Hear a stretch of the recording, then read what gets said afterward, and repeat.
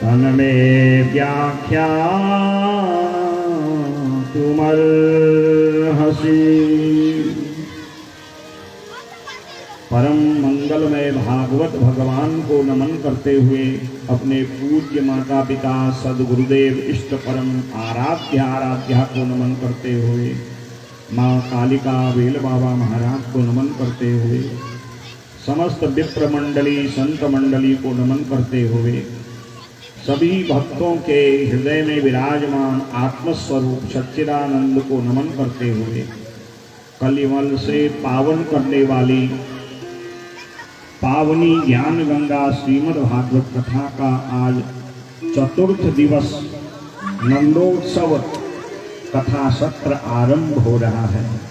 आप सभी भाग्यशाली हैं, पुण्यात्मा हैं। दुनियादारी के काम धंधे छोड़ के आप यहाँ पर इस तीर्थराज में कथा मंडप में विराजमान हैं। अनेक जन्मों के जब सत्कर्म जीव के उदय होते हैं तब उसका मन प्रभु की ओर लगता है, उनकी ओर आकर्षित होता है, क्योंकि ये कथा श्री कृष्ण की कथा है। कृष्ण माने अपकर्षति जनान भक्तान, जो अपने भक्तों को अपनी ओर आकर्षित करे, अर्थात जिसका आकर्षण कभी समाप्त ही न हो। ऐसी यह दिव्य मेरे कन्हैया के पावन चरित्र को, उनकी दिव्य लीलाओं को सुनाने वाली ये कथा है। और ऐसी रति मति आपके मन में निरंतर बने रहें। जो भी आप समाज में कार्य करें, गृहस्थी हैं, चाहे आप व्यापारी हैं, नौकरी वाले हैं, जो भी कार्य करें, ये कार्य मैं अपने प्रभु के लिए कर रहा हूँ, यही पूजा है। भोजन बनाते समय भाव रखो, मैं कन्हैया के लिए भोजन बना रही हूँ। व्यापार करो, कन्हैया इस व्यापार का हिस्सेदार है, उन्हीं की कृपा है। भोजन करो, आत्मा विराजमान है, मेरे वो कन्हैया का ही प्रतिबिंब है, वो भोजन कर रहे हैं। पर शर्त है भोजन सात्विक हो। हमारा जब आहार व्यवहार सात्विक होगा तो विचार और मन अपने आप परमात्मा में आसानी से लग जाएगा, क्योंकि तामस देह भजन नहीं होई। आप तामसी पदार्थों का सेवन करो, कभी भी आपका मन भजन में लगेगा ही नहीं। अगर थोड़ा बहुत लगेगा भी उसका कोई परिणाम नहीं होगा। जैसे घड़ा है, उसमें छोटा भी अगर छिद्र है, कितना ही जल रखो, वह पात्र जल ही हो जाता है।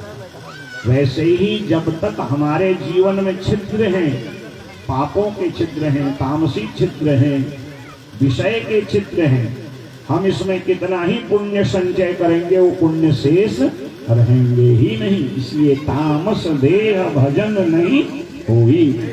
पहले सात्विक आहार व्यवहार बनाओ, और जब हमारा सात्विक आहार व्यवहार होगा तो आचरण अपने आप सात्विक हो जाएगा। और जब आचरण सात्विक होगा तो भगवान की कथा के प्रति हमारा आकर्षण स्वतः ही हो जाएगा। कोई जबरदस्ती नहीं कहेगा कि कथा में आओ, 1 बजे से कथा है 4 साढ़े 4 बजे तक। अभी आचार्य जी कह रहे थे कि गुरुजी दूध आदि के लिए सब किसान लोग हैं, समय पर घर जाना पड़ता है, तो समय पर आरती हो। मैंने कहा हम तो हैं पागल लोग, हम जब उसमें गोते लगाते हैं तो हमें पता ही नहीं लगता कि बाहर कब निकले। ये कथाओं में डूबते डूबते ये 35-37 वर्ष हो गए हैं, और मन बना के आते हैं। आज तो बिल्कुल समय पर आरती हो। जब हम कथा मंडप पर आते हैं मन बना के आते हैं, परंतु ये कथाएं कितना हमें डुबो देती हैं कि हमें बाहर निकलने का समय का भी, क्योंकि यहाँ पर कोई मेरे पास समय देखने का भी यंत्र नहीं है। मैं बार बार इशारे अपने विद्वानों की ओर करता हूँ, कितना बज गया। तो ये आकर्षण, ये भक्ति, ये भाव तब हमें मिलता है जब हम सात्विक आहार व्यवहार करते हैं। और ये आदत आपकी भी बन जाएगी। काम तो आपके भी बहुत होंगे, कोई खाली थोड़ी है, पर आपको बताए कि 1 बजे से कथा होंगे तो 1:15 बजे तक पहुंच जाएंगे। ये प्रभु की कृपा है, उन्हीं का आकर्षण है। थोड़ी थोड़ी गर्मी भी हो रही है, आप बैठे हुए हैं और 3-4 घंटा बैठ रहे हैं। 3-4 घंटा आप घर में कभी बैठ सकते हैं? कभी नहीं। बीच में पानी चाहिए, चाय चाहिए, नाश्ता चाहिए, और तब भी हम एक आसन पर नहीं बैठ सकते। तो ये प्रभु की ही कृपा है कि आप सामान्य आसन में 3-4 घंटा बैठ रहे हैं, और ये निरंतर ऐसा ही अभ्यास यदि होगा तो हमें उसकी कृपा मिल जाएगी, क्योंकि ये कथा उनसे मिलाने का सरल साधन है। जानत तुम ही हो ही जा, उनको सुनते जानते एक दिन हम उनके ही हो जाते हैं। फिर स्थिति मीरा की तरह हो जाती है, तुलसी बाबा की तरह हो जाती है, सूरदास की तरह हो जाती है। फिर मन संसार के सुख संसाधनों में नहीं लगता। फिर मेरे तो गिरधर गोपाल दूसरो न कोई, जाके सर मोर मुकुट मेरो पति सोई। मेवाड़ की रानी है मीराबाई जी। रानी बनना कौन नहीं चाहता? सेवक सेवकाओं का सुख लेना, परिकरों का सुख लेना, सेवा लेना कौन नहीं चाहता? हम भी चाहते हैं हमारे पास बढ़िया सा भवन हो, नौकर हो, चाकर हो, घूमने के लिए बढ़िया महंगी गाड़ी हो, घर में एयर कंडीशनर हो, हम जो चाहें वो हमें मिल जाए, कौन नहीं चाहता? और रानी के पास तो ये सारे सुख होते हैं, परंतु वो कहती है नहीं, मुझे कुछ नहीं चाहिए, मेरे तो गिरधर गोपाल। क्योंकि ये उसको सत्संग से, भजन से, समर्पण से, भगवान के प्रेम से ये सब कुछ मिला है। तो जब हमें परमात्मा के प्रति आकर्षण होता है तो अपनी अहेतु की कृपा करके हमको अपनी ओर वो खींचता है, और जो अपनी ओर खींचे उसी का नाम है कृष्ण। तो भगवान की दिव्य लीलाओं को श्रवण करने आप बैठे हैं। आज नंदोत्सव तक की कथा होगी, शेष मेरे गोविंद जाने।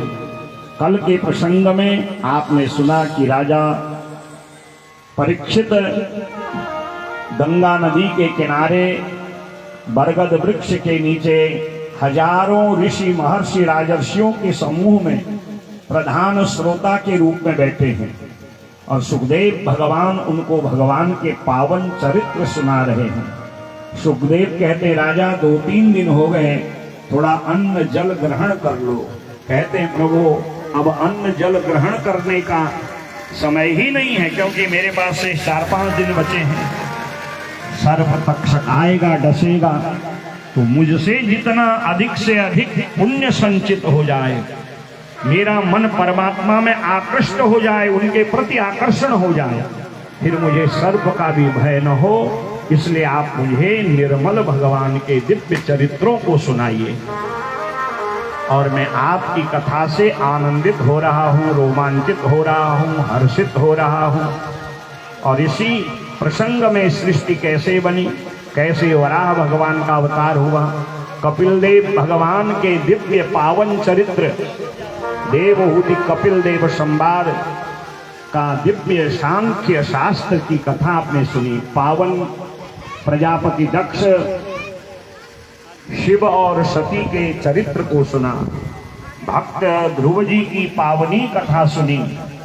पृथु नारायण प्रचेताओं का प्राचीन वर्री पुरंजन आदि की दिव्य कथा, पावन प्रियव्रत जी का चरित्र, ऋषभदेव अवतार की कथा, जड़ भरत जी के 3 जन्मों का दिव्य प्रसंग आपने श्रवण किया। और मानव तन की उपयोगिता क्या है, ये सारी कथा आपने बड़े मनोभाव से कल सुनी। और फिर भूगोल, खगोल, भवाटवी का दिव्य वर्णन, और कैसे ये नरक, कितने नरक हैं, कैसे जीव पाप कर्म से नरक में जाता है। 84 लाख नरकों में प्रमुख 21 नरकों की कथा सुनी। और तब राजा परीक्षित बड़े भयाक्रांत हो गए, शांत भाव से बैठे थे जब नरकों का वर्णन सुना कि किस पाप से किस नरक में जाना पड़ता है, किस पाप से किस नरक में क्लेश यातनाएं भोगनी पड़ती हैं।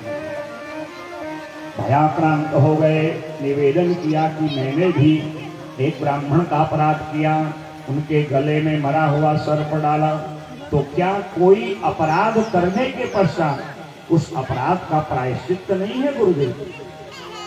तब सुखदेव कहते हैं राजन प्रश्न तुम्हारा बड़ा श्रेष्ठ है। दो प्रकार के पाप होते हैं। एक व्यक्ति जानबूझ के पाप करता है, वो जानता है इसका परिणाम गलत है और इसका मैं भागीदार बनूंगा, फिर भी जानते हुए वह दुष्कर्मों में पापों में लगा रहता है। और एक व्यक्ति अनजाने में पाप कर देता है, तो जो अज्ञात अवस्था में किया हुआ पाप है उसका सरल प्रायश्चित है भगवान की पावनी भक्ति। राजन, ये जो नरक बने हैं एक प्रकार के धोबी घाट हैं। जब महंगा ब्रांडेड कपड़ा उस पर कोई दाग लग जाता है, घर में नहीं धुलता, तो धोबी को, ड्राई क्लीनर्स को उसको दिया जाता है और धोबी घाट में उस महंगे कपड़े की जो मरम्मत होती है दाग निकालने के लिए, वो कपड़ा ही जानता है। वैसे ही निर्मल मानव तन प्राप्त किया, बड़े भाग मानुष तन पावा, बड़े भाग मानुष तन पावा, नहीं लगाइए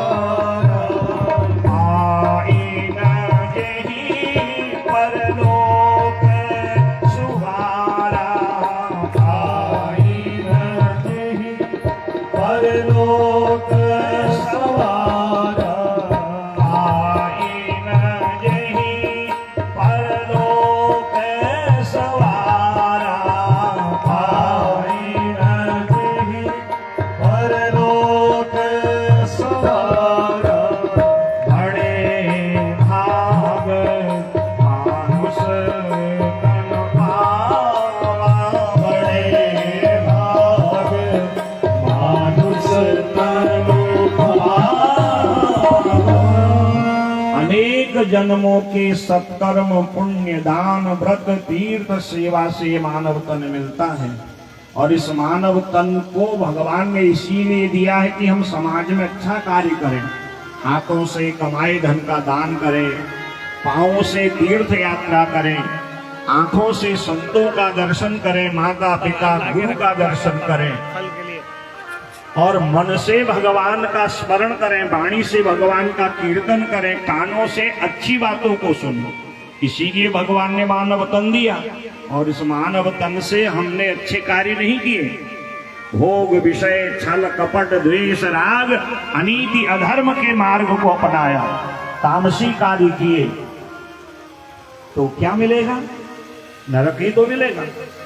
और फिर नरक में जाके यम के दूत महाराज धोबी की तरह जो कुटाई करेंगे, धोबी की तरह जो धुलाई करेंगे, तो तब जन्म जन्मांतर याद आते हैं। तब व्यक्ति पश्चाताप करता है कि बड़े पुण्य से मानव तन मिला था, ये साधना के लिए था और मोक्ष के द्वार को खोलने के लिए था, और हम संसार के विषय में 2 रुपया मिला नहीं, थोड़ी ऐसो आराम की जिंदगी मिली नहीं, महाराज उल्टे सीधे धंधे शुरू कर दिए। अंत तो गत्वा साथ में क्या ले जाओगे? जिस शरीर के लिए सब कुछ किया है वो भी यही रह जाएगा। इसलिए राजन तू डर मत, अगर कोई अनायास पाप कर दे उसके लिए सरल उपाय है, और वो उपाय है भगवान के पावन नाम का संकीर्तन। नाम जपते रहो, काम करते रहो।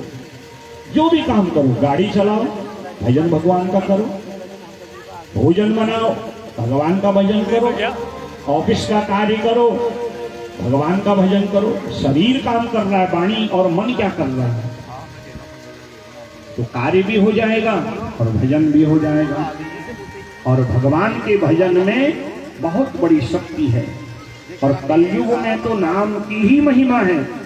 जो लोग कलयुग में भगवान के पावन नाम को गाते हैं वो भगवान को पा लेते हैं। घर बार दुनियादारी छोड़ के भजन करना नहीं है। अगर हो तो अच्छी बात, नहीं तो आप अपने गृहस्थ जीवन में काम करते करते, भजन करते करते प्रभु कृपा को प्राप्त कर सकते हो। इन गोपिकाओं ने क्या किया? यादो हने वहनने मथनोपलेपो प्रेमनादिरुजितो क्षणमार्जनारो गायन्ति चैन्मनुरक्तधियो श्रुकण्ठ्यो धन्यारजश्रिया उरोक्रम चित्तयानः। ब्रज की गोपिकाएं न ज्यादा पढ़ी हैं, न लिखी हैं, न उनके कपास में ज्यादा ठाट बाट करने के संसाधन हैं, और न उनके पास कोई बहुत बढ़िया कपड़ा है, जेवर है, न आभूषण है। वो घर का कार्य करती थी, गाय को धोती थी, घर की लिपाई करती, झाड़ू पोछा करती, भोजन बनाती। गायन्ति चैन मनोरक्तधियो श्रुकण्ठ्यो, शरीर काम कर रहा है, जिह्वा से कहती थी, अरे जिह्वा, अरे मन तू बड़ा जो है चंचल है, अरे जिह्वा तू बड़ी चटोरी है, खाने के लिए तो महाराज एक हाथ लंबी हो जाती है, किसी की निंदा करनी हो एक हाथ लंबी हो जाती है। इसलिए जिह्वे सदैवं भज सुंदराणि नामानि कृष्णस्य मनोहराणि। अरे जिह्वा तू भगवान के पावन नाम को जप। और काम भी करती थी, गायन्ति और गाती भी थी। और कैसे गाती थी? धुयो श्रुकण्ठ्यो, जब तक गला अवरुद्ध न हो जाए और जब तक आंख से आंसू न आ जाए। अब हमें तो 10 मिनट कथा में विलम्ब हुआ नहीं, घर के काम धंधों की याद आ जाती है, चाय पानी नाश्ते की याद आ जाती है। अब ऐसे कैसे भजन होगा, कैसे प्रभु कृपा होगी? गायन्ति चैन मनोरक्तधियो श्रुकण्ठ्यो, अनुरक्त होकर के समर्पण भाव से भगवान के पावन नाम को गाती थी। भगवान ने विचार किया, ये दिन रात मेरा नाम गाती हैं, तो भगवान वैकुंठ को छोड़ के ग्वाला बन के आके उनके समस्त संकल्पों को पूर्ण करते हैं। तो भगवान के पावन नाम में तारक शक्ति है। जैसे अग्नि में दाहक शक्ति है, अमृत में अमरत्व की शक्ति है, विष में मारक शक्ति है, वैसे ही भगवान के नाम में तारक शक्ति है। विष को कोई जानबूझ के खाए, अनजाने में उसका काम मारना है। अग्नि को कोई जानबूझ के छुए, अनजाने में छुए, उसका कार्य क्या है? जलाना। अमृत को कोई जानबूझ के पिए, अनजाने में उसका कार्य अजर अमर करना है। वैसे ही भगवान के पावन नाम में तारक शक्ति है। भाय कुभाय अनख आलस हो, भाय कुभाय अनख आलस हो, नाम जपत मंगल की संदस हो, नाम जपत मंगल की संदस हो।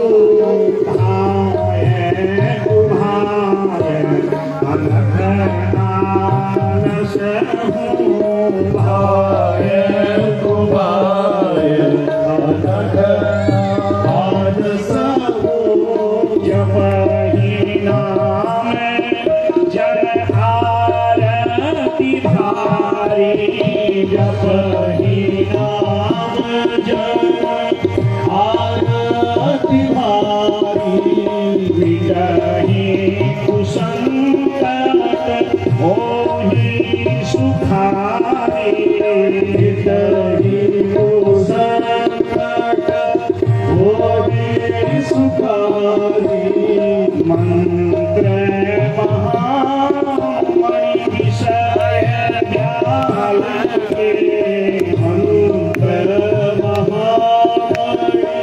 विषय व्याल के बेकत कठिन कुअंक भाल के बेकत कठिन कुअंक भाल के मंगल भवन अमंगल हारी मंगल भवन अमंगल हारी उमा सहित जय जपत पुरारी उमा सहित जय जपत पुरारी भाय कुभाय अनथ आलस हूँ भाय कुभाय अनथ आलस हूँ। नाम की बड़ी महिमा है। भाव से जपो, कुभाव से जपो, लेट के जपो, बैठ के जपो, ध्यान से जपो, चलते हुए जपो, खाते पीते उठते बैठते जैसे भी नाम जपो। नाम जपत मंगल दिस दसहूं। वो आपका मंगल ही करेगा, क्योंकि भगवान का जो नाम है मणि के समान है। मंत्र महामणि विषय ब्याल के। संसार के विषय रोग आदि का यदि आप चाहते हैं कि स्पर्श न हो, तो नाम रूपी मणि को जपिए। जिसके पास मणि होती हो कभी दुखी दरिद्र नहीं होता।